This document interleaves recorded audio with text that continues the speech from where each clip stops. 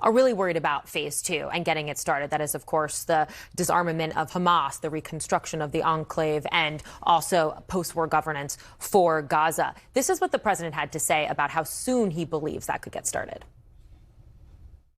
Very quickly, as quickly as we can. But there has to be a disarmament, that we have to disarm with Hamas.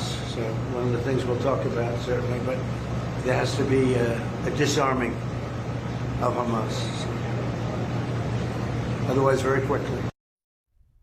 Otherwise, very quickly, he said. Look, we didn't hear from Netanyahu on that answer. We'll see if he agrees with that, because some of the vibes from behind the scenes in my conversations with Trump administration officials has been questioning whether or not Netanyahu is actually slow walking that process. So those are going to be some of the key questions to be answered behind closed doors in this meeting. He also talked about reconstruction. That's, of course, another part of phase two.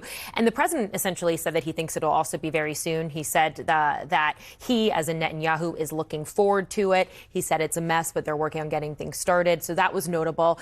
One of the other things that I found fascinating was someone actually asked President Trump about a pardon for Netanyahu. This has obviously been a huge topic of conversation. The president had previously, while in Israel, said that he was going to be calling for that. And what Trump said there was that he had spoken to the Israeli president, different, of course, from the prime minister, which is Netanyahu. And he said that that the president tells Trump that it's on the way.